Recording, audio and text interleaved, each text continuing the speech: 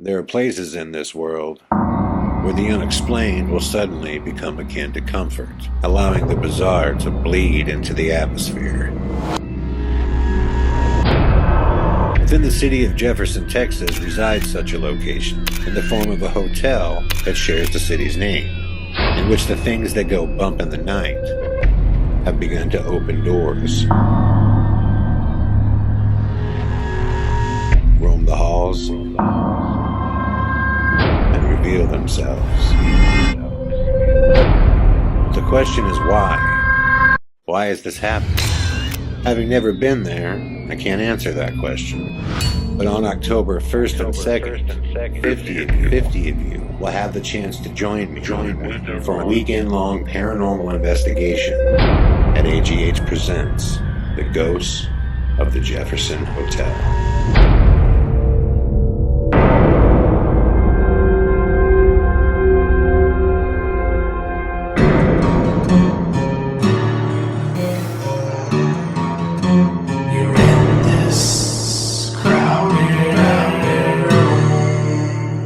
Hey, what's up everybody? Chad Calek here, and welcome back to the In a Crowded Room podcast. My God, it feels good to say that, guys. I have quite an episode for you here, which I'm going to share with you what I've been through over the last few weeks with this Delta variant. But before I do, for those of you that often message me saying, hey, I really want to investigate with you and come to one of your events, you guys saw at the beginning of this episode, there is the advertisement for the Ghost of the Jefferson Hotel event. Just so you guys know, there is only 5 tickets left for that event. There are 5 gold tickets. It is in 2 weeks on October 1st and 2nd. I can't stress to you guys how incredible this event is going to be. This place is the real deal. As far as I can see, the footage coming out of there is incredible. Everybody that I know who has personally been there, which I know a couple people, they say it's the real deal. I love events that when I attend, they're my first time there too, because I'm experiencing it with everybody else in the same firsthand manner, which is always exciting. But the thing I like about it the most is you're living and staying at the haunted location. So although there are set times to investigate, you're always investigating, because it's not like the paranormal has a clock of when it's going to go off, right? So whether it's 7 in the morning when you're eating breakfast, noon, or 2 a.m., you never know when things are going to happen and where they're going to happen. So this is a truly exciting event. I cannot wait to meet all of the attendees that are coming. For those of you who wish to attend, again, there are only 5 tickets left, only 5 rooms left. I have put the link to the ticket page in the description box below. If you want to join us, please get on it right now, because those final 5 tickets are going to go pretty quickly. So I hope to see you there. Now, having said that, let's talk about what has gone down in the Calek household since the last time I posted a new episode, which was about the fact that, unfortunately, I flew back to Omaha to begin filming for the film House of the Harbinger Kingdom. And while I was back there, I had filmed a series of interviews in which I received a horrible phone call. And that was that Bugsy had gotten incredibly sick rapidly. Laura had came home from her first day back in school to find him not being able to walk, and a series of really bizarre events transpired, and unfortunately we lost Bugsy. With that being the case, obviously this was emotionally horrific to deal with. So I turned around, and a day later I flew back home because Laura unfortunately had to put him down alone. So of course I wanted to be there for her, but also to mourn his loss with her. Once I got home, as I explained to you guys, I started feeling pretty under the weather. And it slowly escalated until the 28th of last month, which, God, that's only a couple weeks away, a little over 2 weeks away. God, it seems like it's been so long. Oh my God. And my fever had eventually broke. And once it broke, I felt pretty good. I mean, I was still having body aches. Well, let me rewind a little bit. The difference this time with the Delta variant versus the first time that I got ill, it wasn't as hard on the breathing, but it was horrific in regards to the temperature, the fever, the body aches, and the chills were just horrible.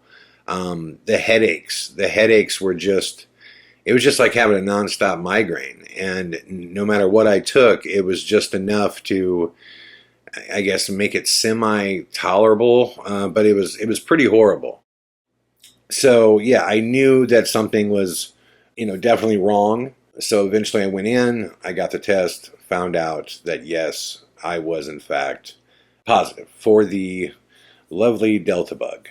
But after a few days later, after the fever broke, like I said, I felt like I was doing good. I felt, pretty strong. I didn't feel like I had the body aches as bad. I recorded a podcast for you guys, and told you all about it. And right after that podcast, about a day went by, and I felt pretty good. And about 9 o'clock at night, the following evening, I just started feeling that fever again. And I was just going, what is going on right now? By the morning, it had gotten horrific. Over the course of the next 3 or 4 days, every one of those problems, the body aches, the chills, the fever, the headaches, they had all come back, and they had come back even stronger. And man, guys, I was so sick. I mean, you're sick when you're like laying in bed and you have to go to the bathroom and you're literally like, you're having a conversation in your mind, if it's worth it to even get up or just go because you're that sick. I mean, I was that sick, guys, and Laura was really, really, really concerned. And so I eventually spoke with my doctor again, and actually his nurse over uh, the phone. And basically they said, look, keep track of your temperature. How's your breathing? Well, my breathing was getting worse, but it wasn't. It was never nearly as bad as the first time around. So I was always able to breathe pretty good. I still have a little wheezing and a little coughing left from it. But it was all the other symptoms. It was just working on you every day. That was the hardest part about it is, you can go mentally crazy of, not having any break, just days and days and days of sickness that just is unrelenting. And it really made me see why this is so deadly, because if you have different ailments going on besides this, if you have different things going on that your immune system is working on, yeah, I could see how this thing could just take you out, because it just, like I said, it doesn't let up. It is unrelenting. And again, you can go crazy. I mean, at one point I got to Laura, or speaking to Laura, and I was damn near crying. I just said, I need a break, man. I need a break from feeling this horrible. And this is a good week week after we spoke, or week after the last podcast. So I'm just sitting here going, man, this has got to get better. I mean, at some point, this has got to get better, or I'm going to have to just go into the ER and just go, I don't know what to do, because I barely have the energy to get up. I barely have the energy. Eating food and drinking, I wasn't throwing up or anything, but I could not. I just couldn't swallow anything. Completely lost my taste. Completely lost the smell of anything. I just couldn't bring myself to eat. I could barely bring myself to drink, which, again, Laura was freaking out, going, you have got to get liquid in your system. So finally, one day I was like, okay, go get me 2 big, gigantic, like, bottles of water.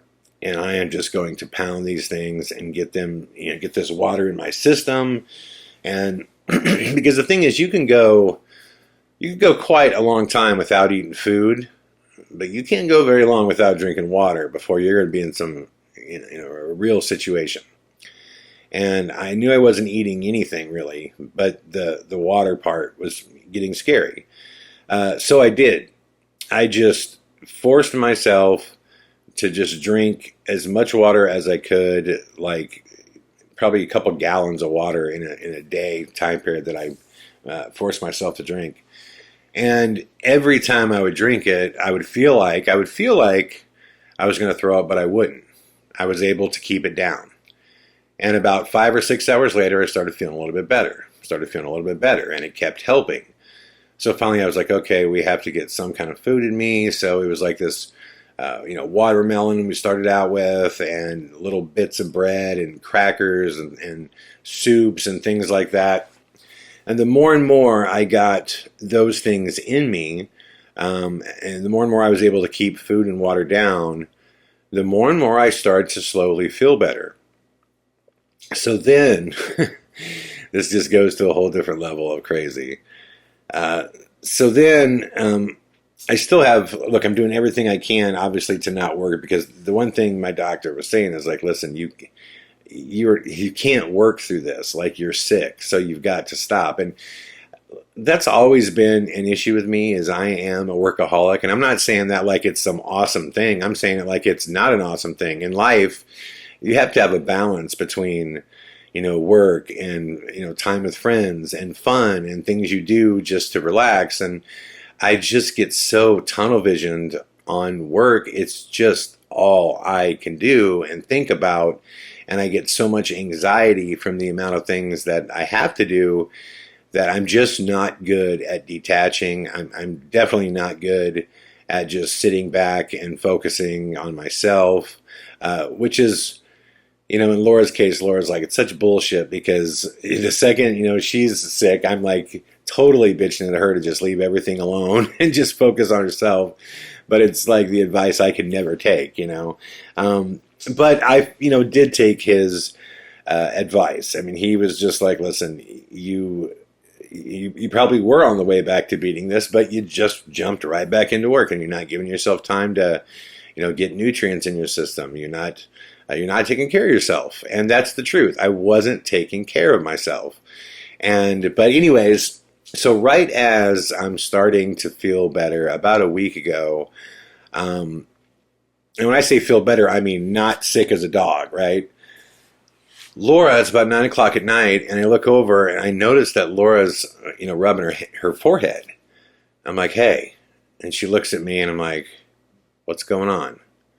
She's like, nothing. And I'm like, what is going on with you? And she's like, nothing, I'm fine.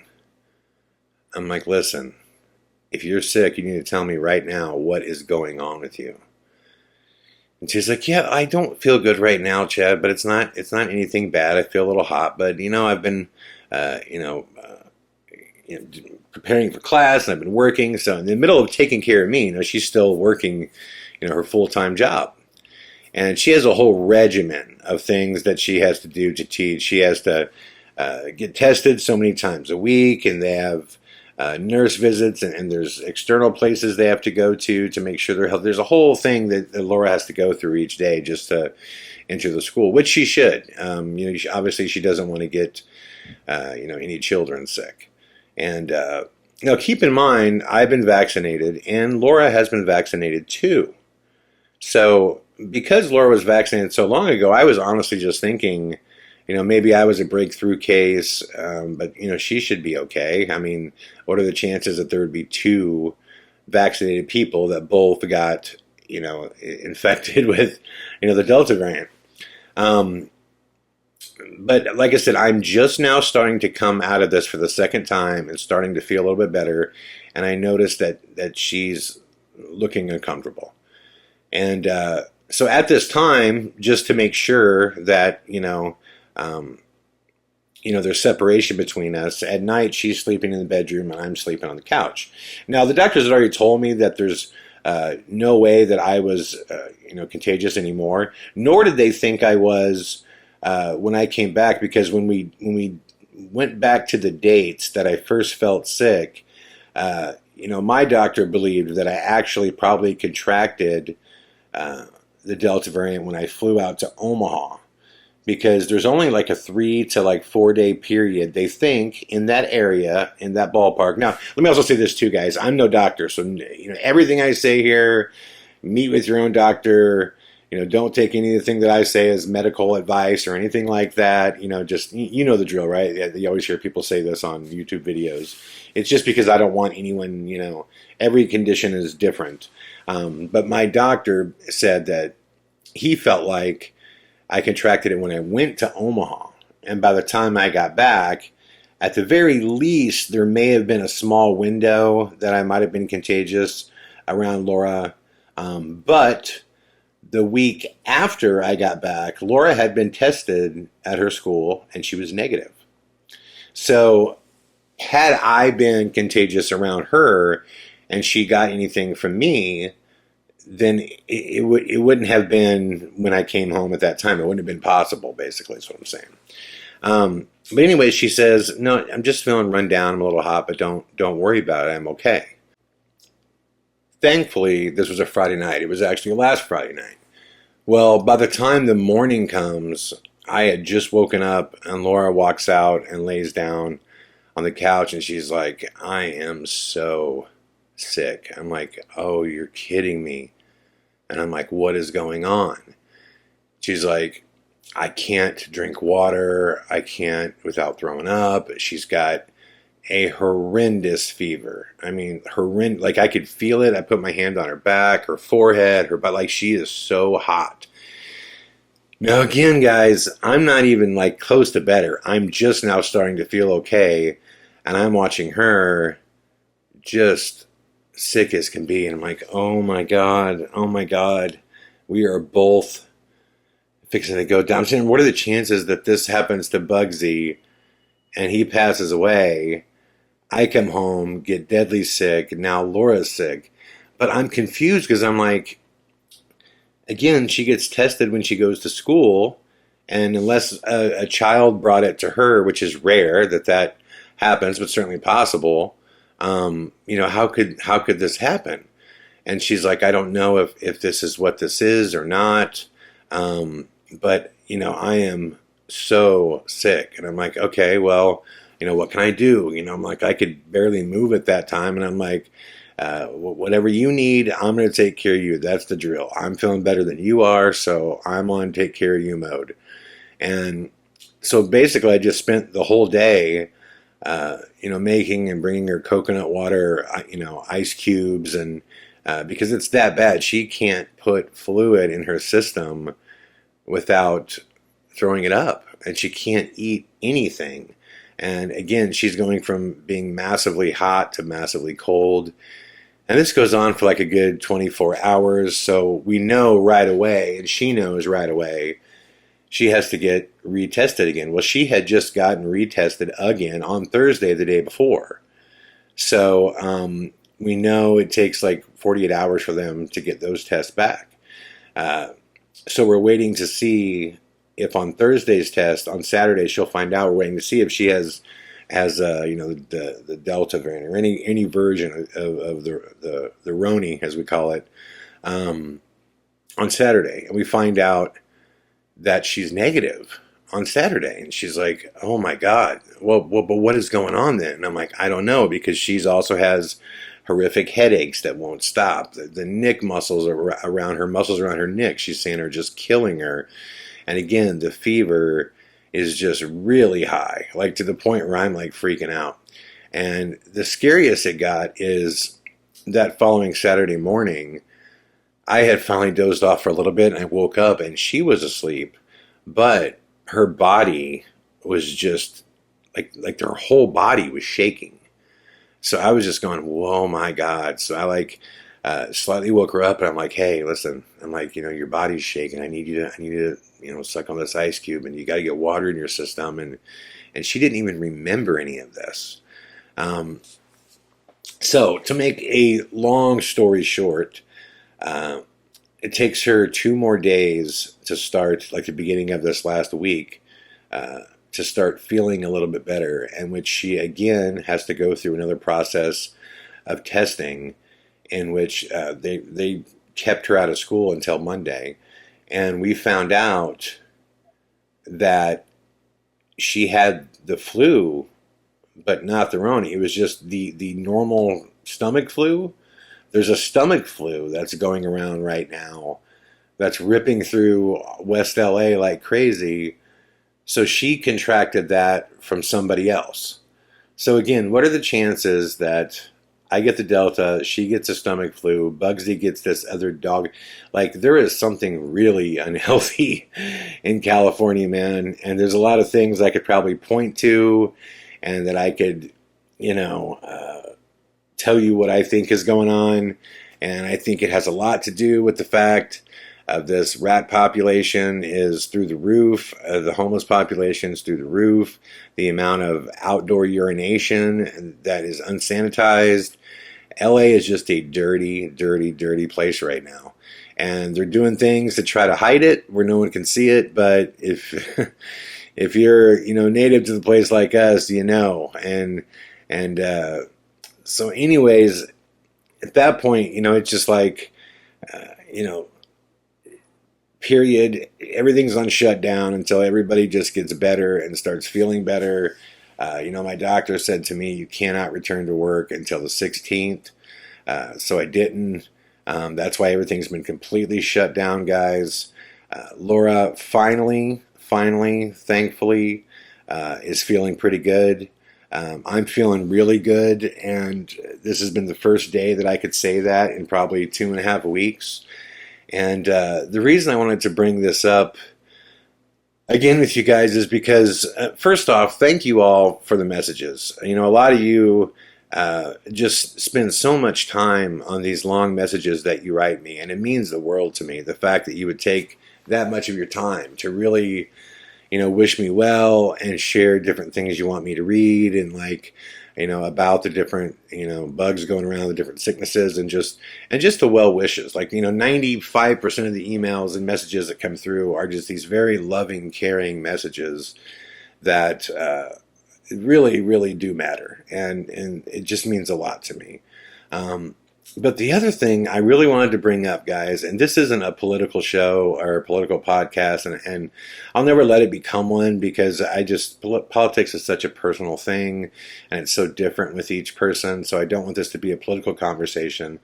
But the one thing I noticed is, and like I said, probably 97, 98, 95, 98% of the emails and messages that come in, again, are just very loving, caring messages.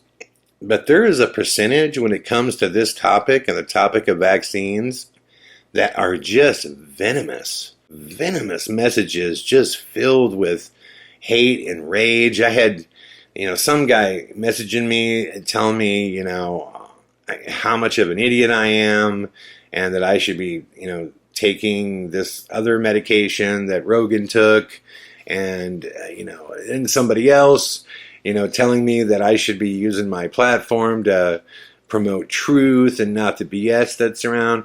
And I just want to clear this up, but just so everyone knows where I stand on all this, I'm not a Republican, I'm not a Democrat, I am Chad Calek.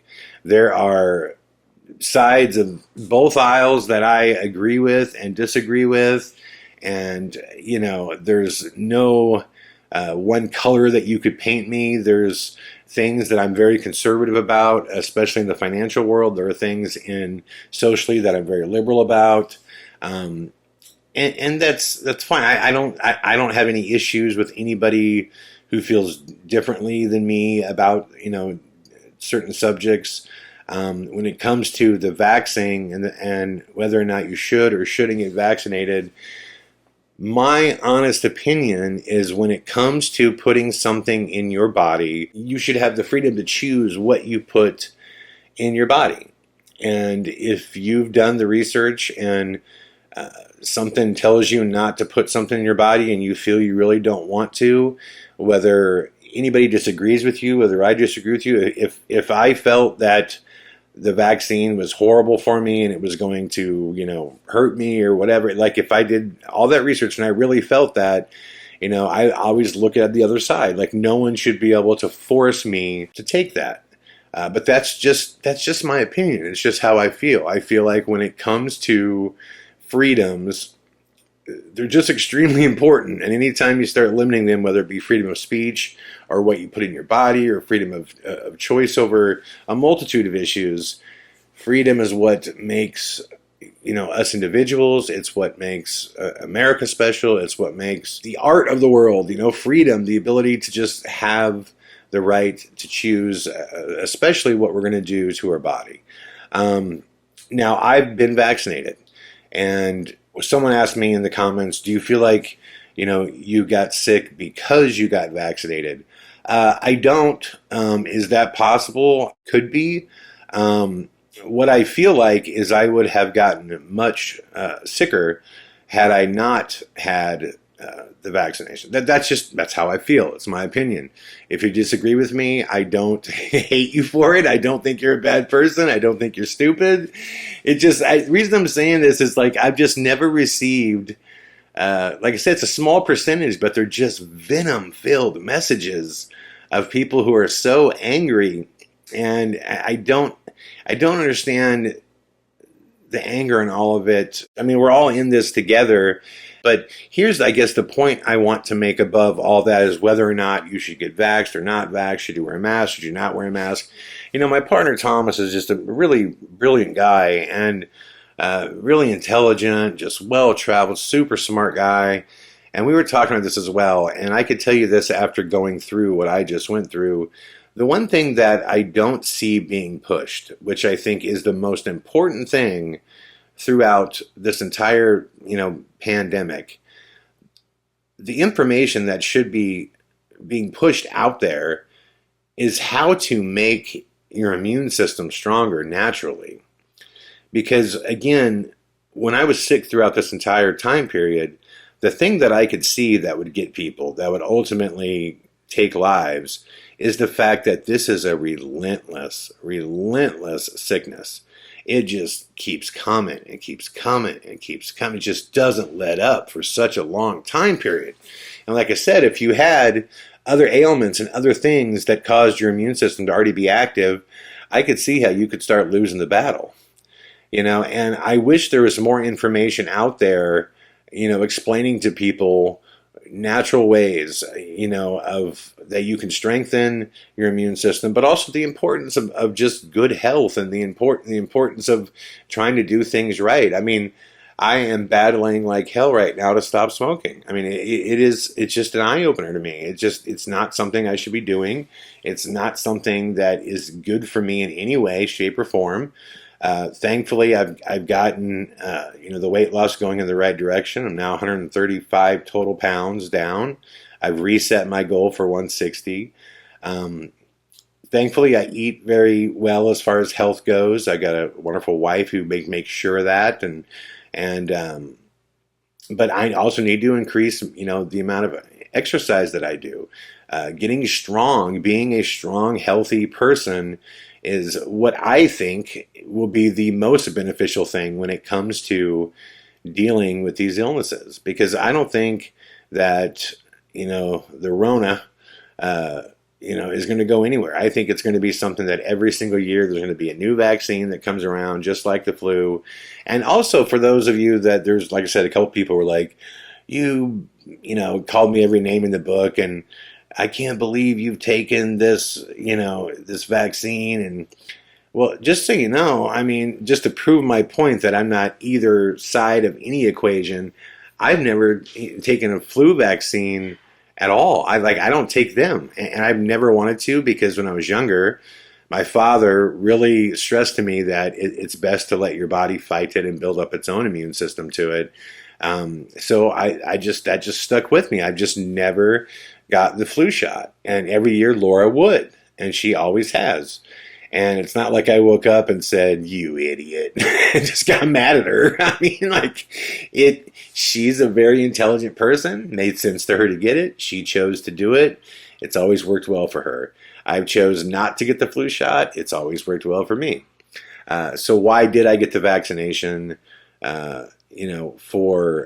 COVID? Well, the reason is, look, Laura asked me to. I mean, Laura's a school teacher. She had things she had to do because she is in contact with so many children. It was something that was very, very important to her. I did enough research on it, on the actual vaccine myself, to feel like I had a good grip around what it was. I knew going into it that it's not a cure in any capacity. It's exactly what I think is advertised, which is a best ditch effort in a short amount of time that could offer a little more protection than not having it.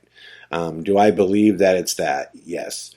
Do I understand why everybody and their brother, would not trust the government? Of course, our government has done so many things to deceive us. Of course, you would be. You're not, I guess my point is, you're not stupid in any way if you second guess what you're being told by our government. And this is across the board, not just on, vaccines. So I completely understand why people, are very skeptical of anything they hear from Fauci, from, anything from the government in regards to these vaccines. It makes total sense to me. So my honest opinion and my honest thoughts on all of it are, just do your research and decide for you. That little voice that we all have inside of us that tells us whether or not we should do something, it's rarely wrong, right? If you're listening to this right now, ask yourselves how many times that little voice has gone off inside and said, this doesn't feel right. Maybe I shouldn't do this, or I should do this. How many times has that been wrong? I think most of you will say, yeah, most of the time that little voice is pretty wise. And I would just say that each person needs to do that.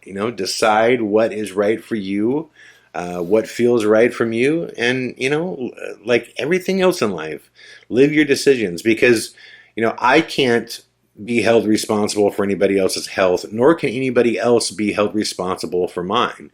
Again, Thomas and I talk about this all the time.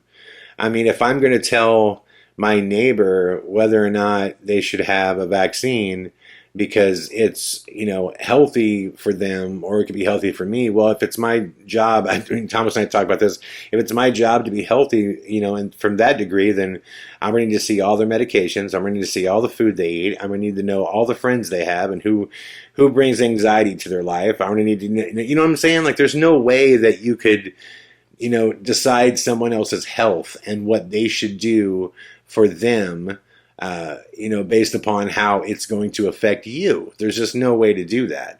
All we can do is take care of ourselves and do what we think is best.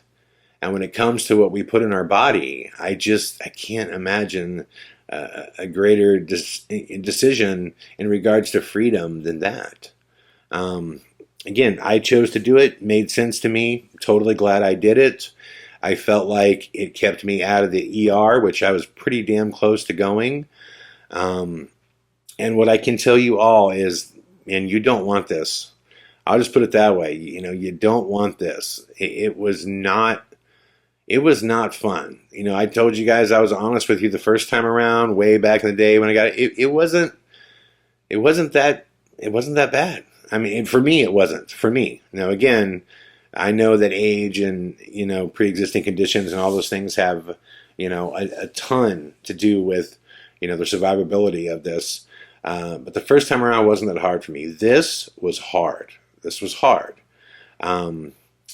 So again, I guess I just want to tell you guys, thank you for all the love and the support. There's all kinds of information out there. Dig around, decide what you think is best for you.